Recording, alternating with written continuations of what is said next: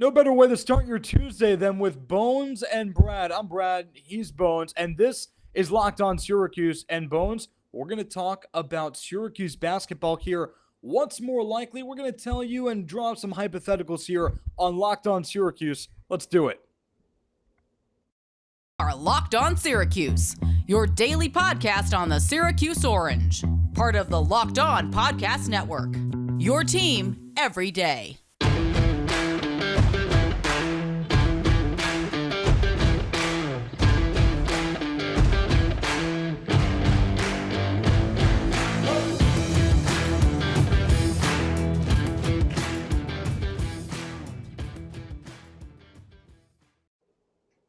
As always, Locked On Syracuse is your first listen every day, and we applaud your decision there. And we are free and available wherever you get your podcasts. I'm Brad Klein. He's Matt Bonaparte. And Bones, enough with reality here. Let's take a step back in that sense. And we're going to talk a little bit about some hypotheticals for Syracuse basketball. Are you ready? I'm ready, man. But before we get into that, Brad, you almost forgot that this is brought to you by an amazing selection at reliably low prices. All the parts your car will ever need. Visit rockauto.com and tell them Locked On sent you.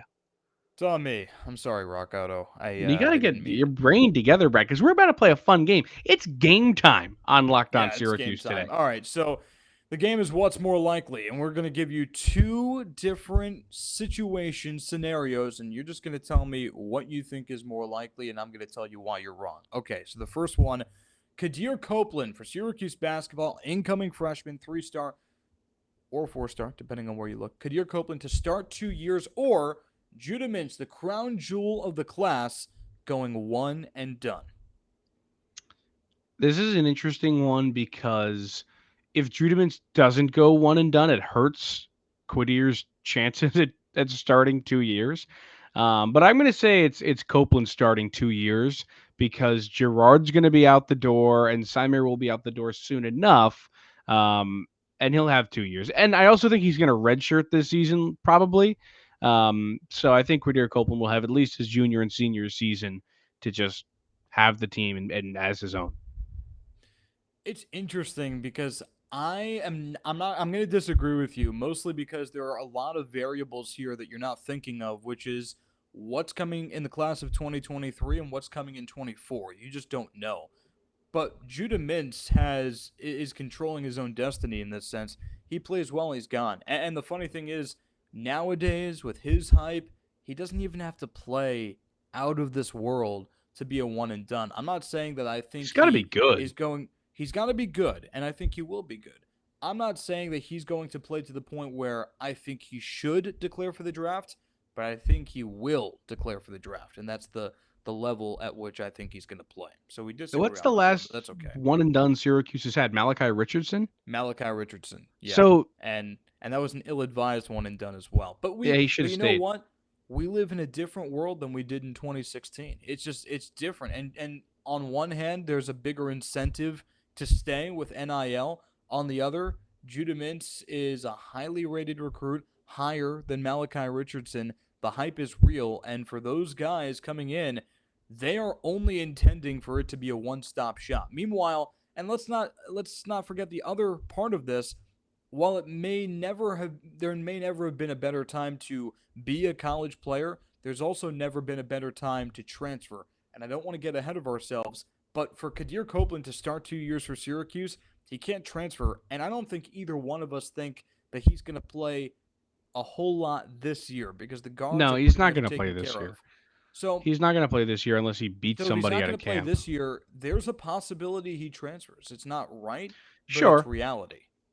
I guess that's true, but I also think that they're going to do whatever they can to keep him around because what I've heard about this guy is that he's kind of perfect for SU zone and he's an underrated recruit. From what I've heard is he's a lot better than a 3-star rating that 24/7 gives him.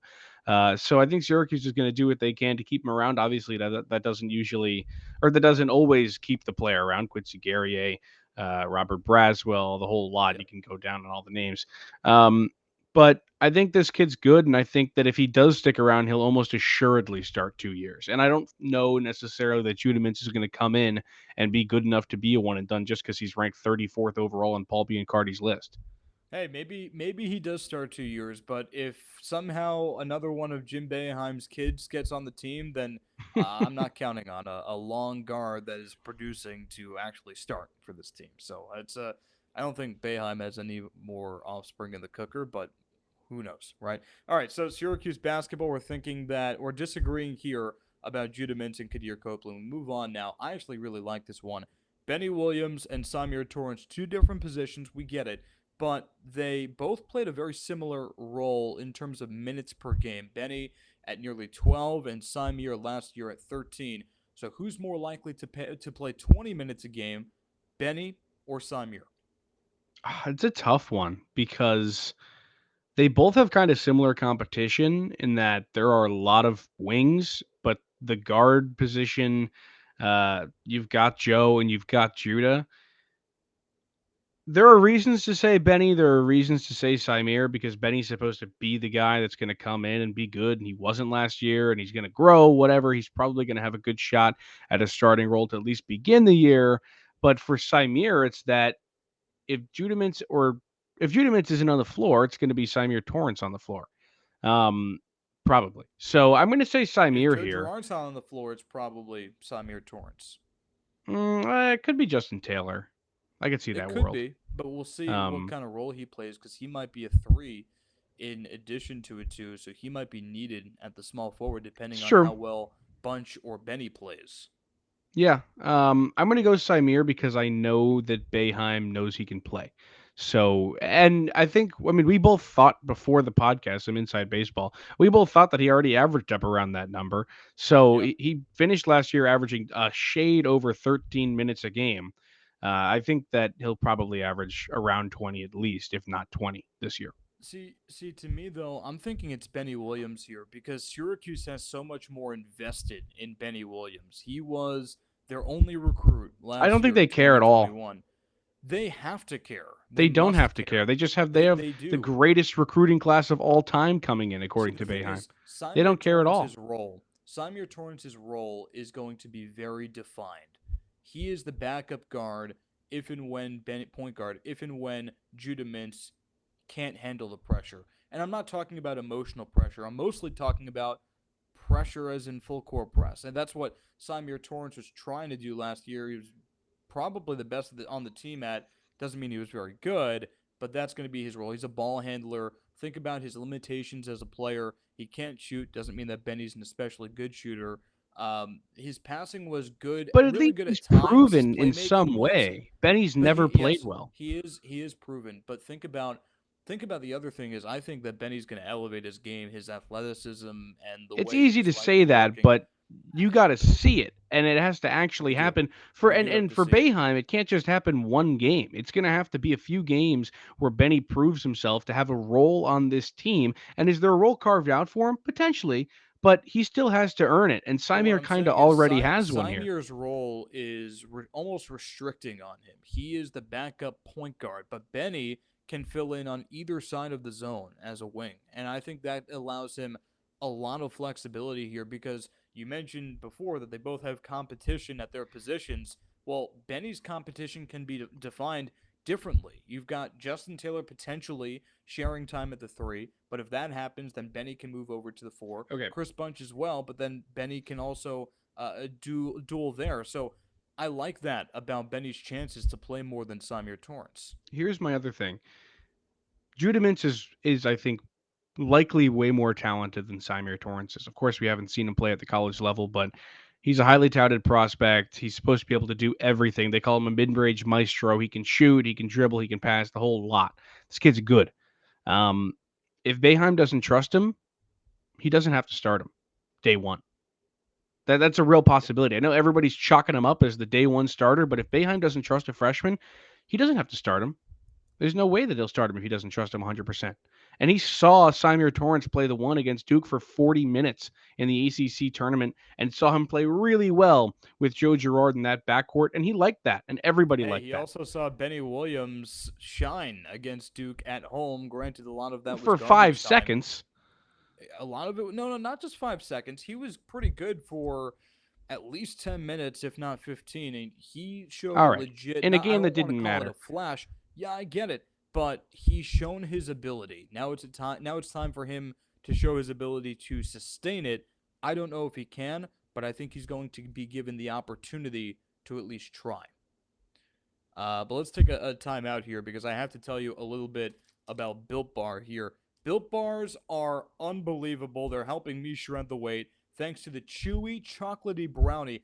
Who knew that a chewy chocolatey brownie, caramel swirl on top, so good. It would actually help me lose weight. The best part, caramel brownie bars covered in 100% real chocolate. Like for real. With Built, you don't have to sacrifice taste for health. You can have both. And all of Built bars are built with 100% collagen protein. Your body absorbs it more efficiently and provides tons of health benefits. There are a million reasons you should try Built bars, but for now, let's just say that the caramel brownie will rock your world. That's not even an understatement. The offers go to built.com. Use promo code LOCKED15 and get 15% off your order. Again, it's promo code LOCKED15 for 15% off at built.com.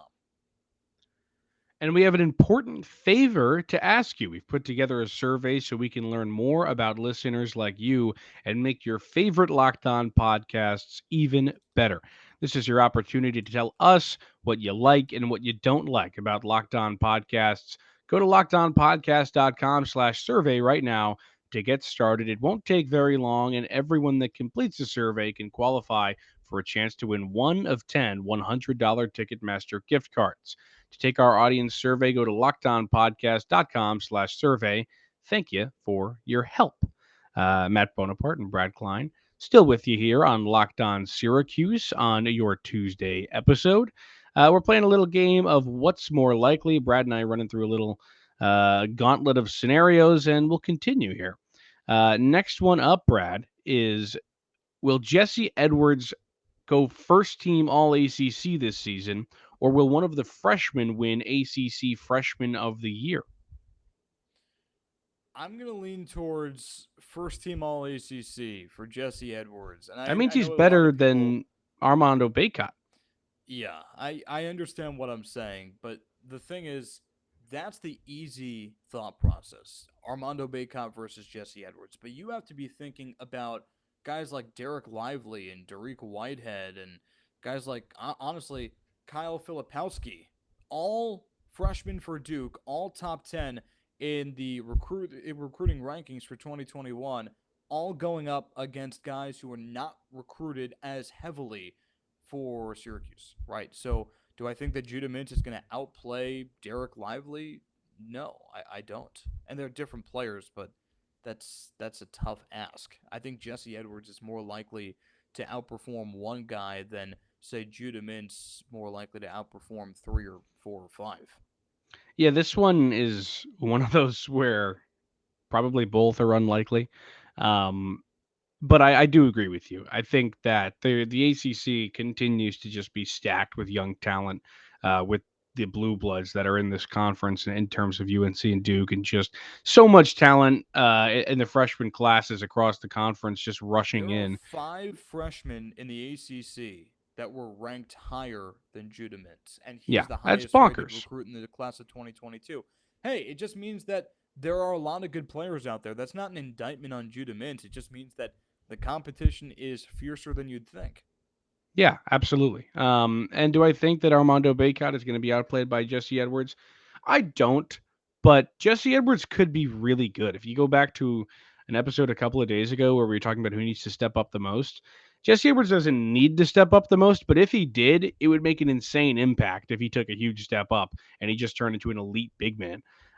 He was great last year. Boeheim called him top 10% in the nation. I don't know if I agree with that, but if he went out there and was just a dog every single night, I mean, crazy difference for Syracuse. So we both agree there, Brad, for the first time this episode. Next First up, time. Mark the does occasion, Joe too. Girard hit 100 threes this season? He hit 89 last year. Or does Jesse Edwards grab 200 rebounds? He grabbed 156 last season, but only played 24 games. He was on pace to get 214 if he played all 33 games. All right. So, on one hand, Jesse feels like the easy choice because he missed a lot of time and he would have had it had he not gotten hurt. But Gerard had a couple of games where he just disappeared. And as a senior Happens playing every his time. natural Happens two, every it year, does man. happen every time. The question is, do I think that's going to happen at all or as much as it did last year with another year under his belt as a senior, as a leader in his natural position? I think the answer is no. So I'm going Well, to then you're a say fool. Joe. Well, hold on. Let me explain it here. Joe Girard more likely to pick up 100 threes. Now think about what's around him. Judah Mintz, we're told, can shoot, but it's not the best part of his game. Chris Bunch can shoot, but is he really going to be asked to shoot? You don't have Buddy Boeheim anymore, and he came close with Buddy on the team playing next to him for every game except for one, and that was the finale. If he can get close with Buddy, he's going to get more shots, especially from beyond the arc. Syracuse needs him to get 100 threes. Brad, I call you a fool because you think that there will be games that you don't think there'll be games that he's going to disappear. That guy is Well, no, going I'm to not saying that. disappear. I'm not saying that he's not going to disappear. I'm saying that he's less likely to disappear, and thus it will happen less. I don't know. Joe Girard is one of the streakiest guys in the league. I mean, he just is. He just will show up some days and be Jerry McNamara, and then other days will just be nobody. And you can never predict it. You have no idea what kind of night Joe Girard's going to have. But when he's on, and he shuts up the haters, and you got to respect him for that. I don't know if I can say that the propensity of those games is going to go down this season, but I can say that Jesse Edwards is going to be on the block, snatch, and rebounds pretty much every game as long as he's healthy, which is the only thing. That's the only stipulation here is if Jesse Edwards gets hurt, he's not going to hit that number. Um, Joe Girard is going to just be hucking all Well, if season Gerard long. gets hurt, he's not going to hit his number either. We can't really take injuries into That's true, account. but he I doesn't I get just hurt know very often. who's going to shoot. I mean, Justin Taylor's a freshman, so you don't know what he's going to be. Remember what Buddy Boeheim was as a freshman? Remember Yes, I how do. long it took for him to really find his Well, he groove wasn't very and good find freshman his year. stroke? He wasn't very good at all freshman year, but especially in the beginning, I mean, he was awful. Am I actually counting on Justin First Taylor game, what do you to go be like 0 for 12? significant? Oh, it was ridiculous. He I'm just going to kept look it on up while you talk shooting. I because don't I'm think anyone curious was now. even mad at him for Bad continuing to game. shoot, considering his last name is Boeheim. But the bottom line is, 1 for 11. okay, Joe Girard is the only guy on the roster that Syracuse can absolutely count on to hit his threes at a, statistically speaking, for the season, consistent level. Now he might taper off for a game here or two to pick that That's game true off. right now, but game 3 that could totally be different. It could be, And but we you don't know if know that that's true. Jesse Edwards is going to be rebounding the ball, and there's probably nobody else is going to be doing it. We know that he's going to be rebounding the ball, but at the same time, with the rise in threes, long rebounds, those guards are going to be picking up more rebounds. I mean, don't forget, Edwards wasn't even the leading rebounder on this team last year. It was Cole Swider. So That's accurate. it's This is one of true. those things. So I do think that Edwards going to have a fantastic season. I just said he's more likely to be a first team All ACC player than anyone on the freshman class is to be freshman of the year. It's because I believe in Jesse Edwards. But there is a ceiling and there is a necessity for Syracuse basketball right now for Gerard to hit threes. All right, well, I'm still taking Jesse there. Another Gerard versus Jesse here, kind of similar. So we might just run through this one. What's more likely that Joe averages 30 points per game or that Jesse averages a double double? Ooh, probably a double double, right? I Double mean, double's 30 got to points be, per right? game. 30 points per Yeah, game I would be mean, insane. 30 points per game. I should have made this Has that? 25 points per game. All right, I'm audibling. Now it's Yeah, 25 points per game. I still. Still crazy. I just don't know if Jesse's going to be able to get 10. I think the answer kind of has to be Jesse because I think that there's no world in which Joe's putting up 25 a game. But Jesse's That's still a high number of rebounds. I mean, 10. He had 6.5 last year. I don't know. It's a good question. Nah. It definitely the double double. It has to be Gerard's not. Jesse. There's no Yeah, shot it he's is. scoring It is. 25 a Forget game. it. No, I'm not. All right. I think I was overthinking it. No way. Next one, Peter Carey plays behind Munir Hema as the third string center, or John Jacques does. I think that there's a chance that Carey redshirts, so I almost want to Taking say that out of there. We're taking a Carey redshirt out of the equation. okay, that's hard to do. I guess. Well, I'm doing it. It's been Um, done. all right. I'm still gonna say John Bullock, and here's That's why. insane. You think it's insane because he's moved on from center and he's a forward now, and he was And he's been probably the best. successful as a He forward. has been successful. He was the best defensive forward on the team last year. I'm not disputing that.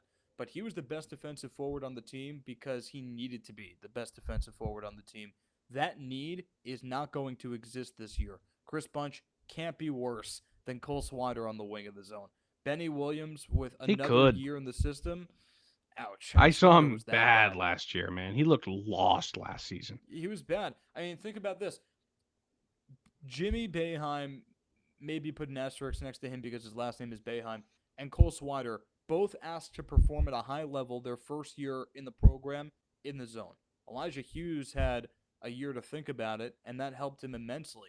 Benny Williams had a year to think about it. Let's see what happens. So now Syracuse doesn't need a jock to swoop in and play a different position. I think, hopefully, for his sake, he can actually go back to the five. Now, we're only talking about a couple minutes a game here, really nothing. But just for good measure, I think he's more likely to play than Carey. Okay. I think that's fair, but I just don't think that John Jacques plays the five, so I'm going to go Carey. If John Jacques wants to play the five, he might have to bulk up, and maybe he does that with our friends at Built Bar. Brad, don't you love a chewy, chocolatey brownie bar? I mean, come on, look at that puff you're holding up right there. Listen, what about a caramel brownie with caramel swirled on the top? So good. What if I told you that you can have all that chewy, chocolatey deliciousness plus 17 grams of protein? You're in luck because caramel brownie bars are available at built.com right now, and you got to act fast because they're a fan favorite. Forget about dessert. These are better than dessert. Plus, the macros are unreal if you're into that. 130 calories, 17 grams of protein, and only 4 grams of sugar. I would replace a regular brownie with Built's caramel brownie bar in a heartbeat. The best part, caramel brownie bars are covered in 100% real chocolate, not that fake stuff, like for real. With Built, you don't have to sacrifice tasty for healthy. You can have both. And all of Built bars are made with a collagen protein, which your body absorbs more efficiently and provides tons of health benefits. There are a million reasons that you should try Built bars, but for now, let's just say that the caramel brownie will rock your world. And that's not an understatement. With Built, tasty is the new healthy. Go to built.com to get your box of caramel brownie bars right now, and go to built.com and use promo code LOCKED15 and get 15% off your order. Use promo code LOCKED15 for 15% off at built.com. All right, Bone. So we continue with what's more likely coming down the home stretch here of the show. And I ask you this, let's go macro here because Syracuse was an awful defense, one of the worst in the Power Five. Their offense was actually pretty decent. So what's more likely? The team offense is in the top 50 in the nation. The team defense is in the top 50, rather top 150 in the nation. So last year, right, it was an insane difference to what Syracuse normally was. Syracuse has been just bred on defense for so long in the 2-3 zone and whatnot. Last year they ranked 314th in terms of team defense out of 358 teams. That's really bad. On the offensive end of things, they were 36th in the nation. I think there's a good chance that they do neither of these things, Yeah. but if I have to pick one, I'm going to say the offense because I think that if anything, Jim Boeheim will realize that with so many young people and new faces coming in, it's going to be hard to teach everybody the zone. I don't think the Yes. defense is going to be as bad as it was last year just because you have so many more bodies that are going to work with the zone. but I do think that the offense will have a chance to continue what it did last season and outscore some teams a lot of nights. So Yeah, I'm going to take the offense to be top 50 here instead of the defense to be top 150. I agree. Joe Girard is still starting guard, so you're still at the top of the zone, and that's still going to be brutal for your defense. I will say it's going to be interesting to see. We don't really know all the facts here. We don't know how much man defense they're going to play, and Boeheim has been relatively outspoken about that being a part of their actual system, not just a little ploy at the end of the year like it was last season.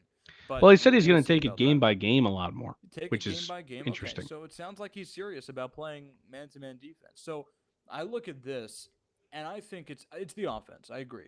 It's the offense and for two reasons. One, yeah, the zone might be difficult for some of the freshmen to learn and absorb on the fly, like it was for the grad transfers or last year. Like Cole Swider. Was he a grad transfer? No, he wasn't.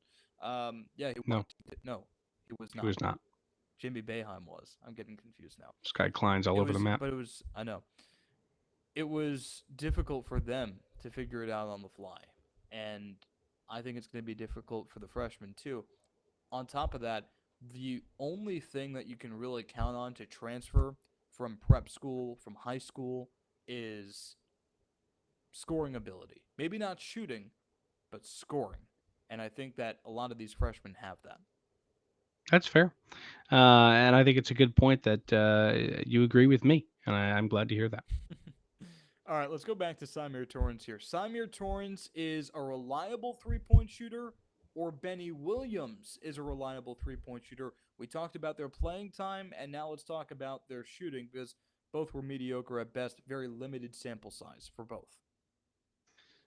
I think this one's like obvious. Okay.